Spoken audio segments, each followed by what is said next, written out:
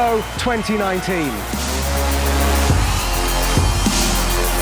Thousands of drivers set tens of thousands of laps to get to the eROC World Finals. The 4 competitors in the eROC World Finals will battle it out for a chance to race for real against some of the world's greatest drivers.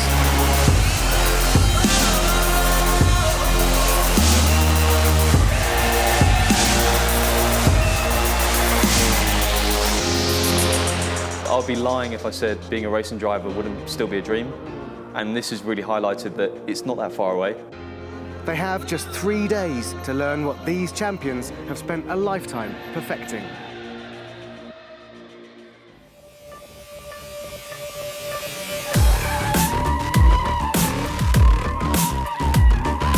I haven't driven a race car since last year in Riyadh, so getting back in the car almost felt like home away from home.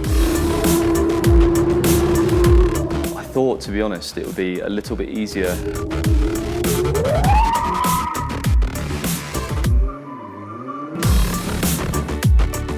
We also went to the real track. It was really revealing how all the sim racers, we were all on one level and we could really drive the car. We were really going around that track and I thought we were better than I expected.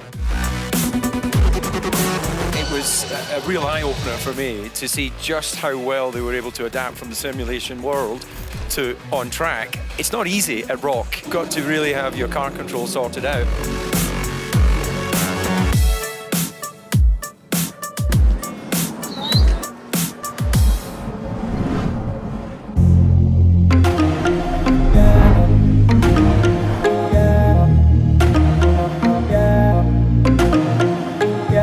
When we went back out for our assessment in the buggy, you know, we had 1 lap, and it's such a high-pressure situation, considering 50% of the eROC is based on that 1 lap.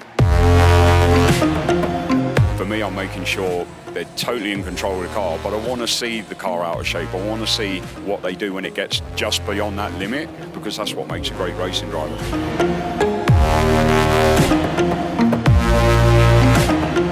The sim was more accurate than I expected. It was a really, really well-made model of the real track.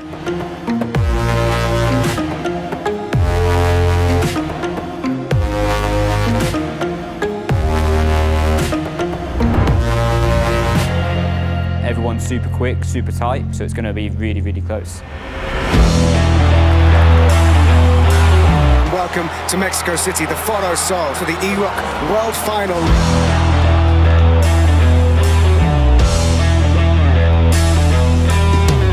Job versus Leigh. This potentially the strongest of the matches that we'll see across this eROC World Final.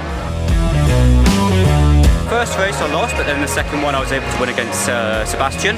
So it's going good at the moment, just got to keep focused. Now, of course, we saw Brendon and what he could do last year at Riyadh. Do you think he's improved in the intervening 12 months? Yeah, I think it's a fantastic example of self-improvement. Could still be a little bit more aggressive to work the car, but otherwise, tidy lap, and I gave you 3. His car control is very, very, very good.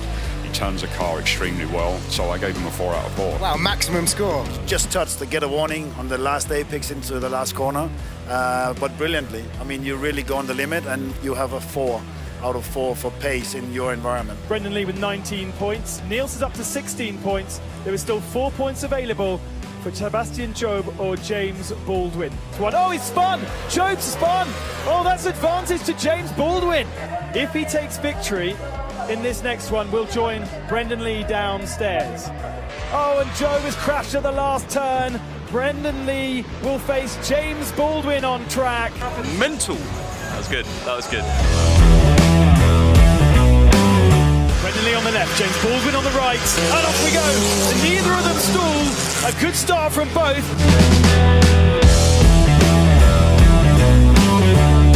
James Baldwin massively wide at the last turn.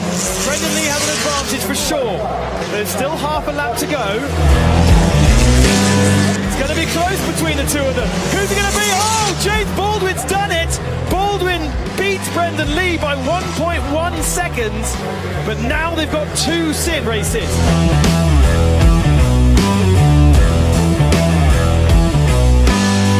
Baldwin's hit the wall at the first turn, and that's going to give the advantage to Brendon Leigh, but he needs to keep his nerve. It's very close, just 1/10 of a second. One more race to go. I'm keeping an eye on James Baldwin, who's just got one corner to go. It's a little bit wide, but it's going to be okay. James Baldwin has done it!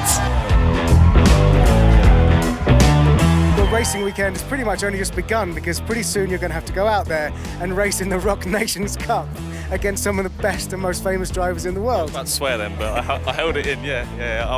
I don't know what to expect. I'm so excited.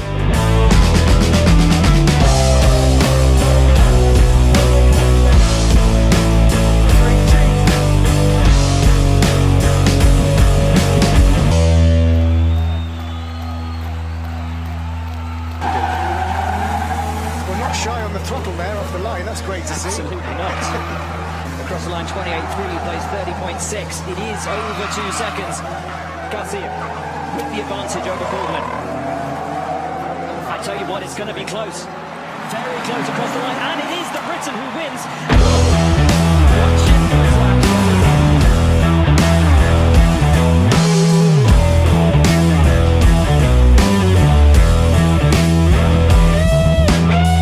I think the main purpose of eROC is not just about the drivers, but to show how good sim racers can be.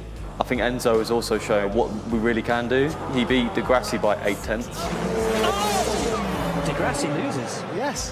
Which, you know, Formula E champion, is ridiculous. All four of us, Brendon, Seb and Nils, we've all shown what we can do. I mean, we all come from different backgrounds, we've all gone through the ranks differently, but we've ended up so close, and I'm the winner, but they're all really good drivers. You know, it's very easy to settle on what we've done, but I don't want to settle on it.